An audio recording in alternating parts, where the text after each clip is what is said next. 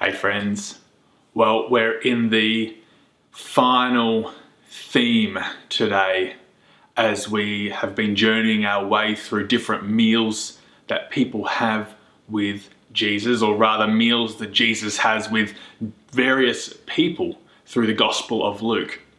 And today we come to the final chapter, chapter 24, within the Gospel of Luke, as he appears again and again to various disciples of his.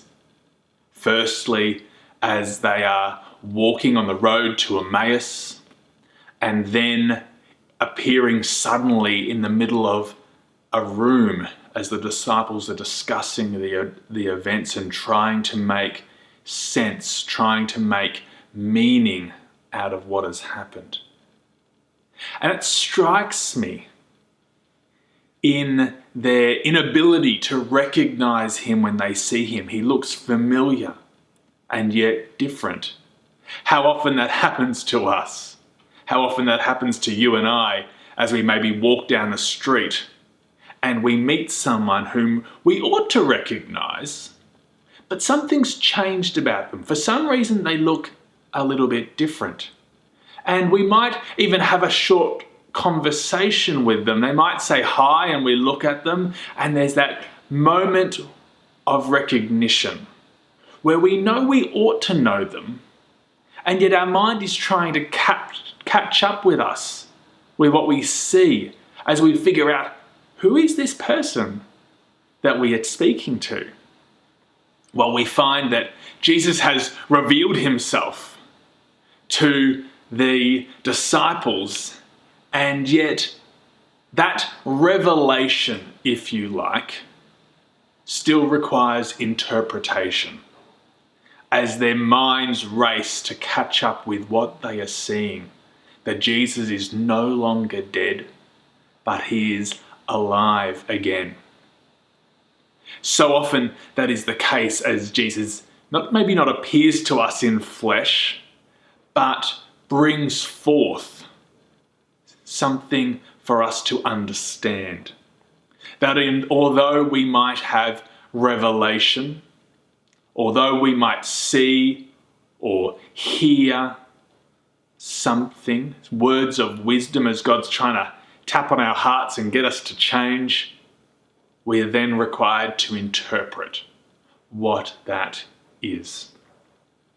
Now, if you've ever had a friend who's living an unhealthy lifestyle and you've been encouraging them to maybe pick up exercise, cut down caffeine, stop drinking as much wine at night time, and you know that you can encourage them, you can tell them what to do, but unless they actually interpret that information and take it upon themselves, that nothing will change. Well, this is a similar instance, except in this instance, when it's God actually bringing that revelation, doesn't matter how much we try to interpret it. What we need is for the interpretation to come from Jesus himself, from God himself. In the moment with the disciples, we find that it's not until he's there in the house with them over a meal and he breaks bread, sharing a symbolic meal, that their eyes are opened fully and they understand who they are looking at. They understand who has appeared before them once more. It's in that act of a meal that Jesus himself opens their eyes.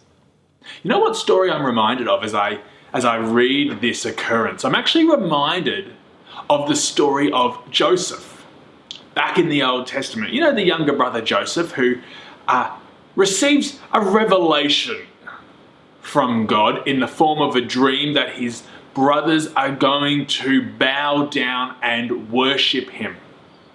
And he understands that somewhat, there's truth in that. And yet he doesn't understand how to interpret that. He doesn't understand its full significance and full meaning. And so God takes Joseph on a journey through the acts of his brothers who sells him into slavery, and he goes into Egypt. And over the course of Joseph's life, everything is stripped away until one day he finally appears before Pharaoh because somebody has told Pharaoh that Joseph, who's in prison at the time, he can interpret your dream. And as Joseph comes before Pharaoh, finally we understand that now he gets it. Now he understands, as he says to Pharaoh, I can't interpret your dream. Only God can. Only God can bring that spiritual interpretation after the revelation. And yet we need both. We need to see, to hear, to feel, to touch. We need that revelation of what God is bringing into our lives, speaking into our lives, if you like. And yet we also need for our eyes and our ears and our hearts to be open. That interpretation. And what we find is that when revelation and interpretation combine, we find that inspiration happens. The disciples are rejuvenated and resent on another journey, recommissioned to continue to participate in God's missional work. Joseph, when he understands that it's not all about him and his brothers bowing down to him, but his missionary journey within God's work and his involvement in that, in leading the people through that great famine throughout Egypt, in actually rising to an extremely prominent position and yet still being humble. That's what interpretation brings and inspires Joseph to step into the role that God is calling him. Well, my friends, today, as you engage with God's word, as you sit in prayer, my hope and prayer for you is that you would experience that revelation, that God would be speaking into your hearts and your minds, calling to you to a new place. But not only do I hope that that revelation would occur, but that interpretation that comes only from Him who saves and Him who gives it would occur as well. That you would understand the calling that God is placing upon your life, and that you would then be inspired to step out and act upon it.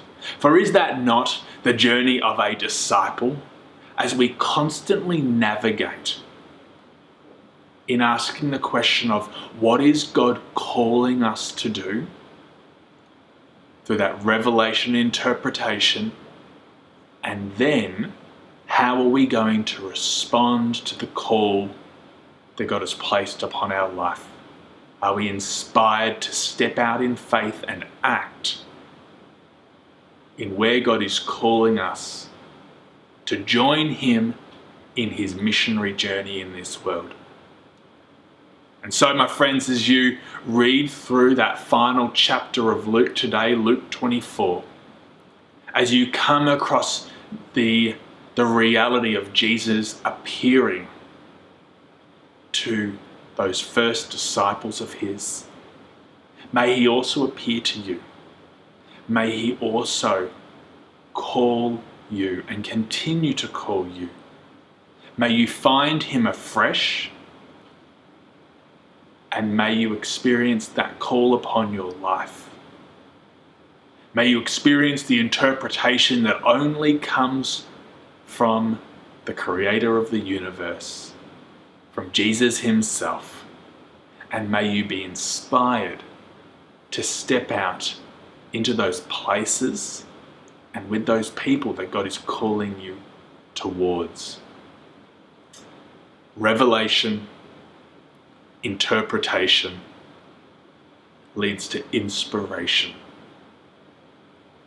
May you have the ability to step into those spaces where God is calling you. Have a great week, my friends. Thank you.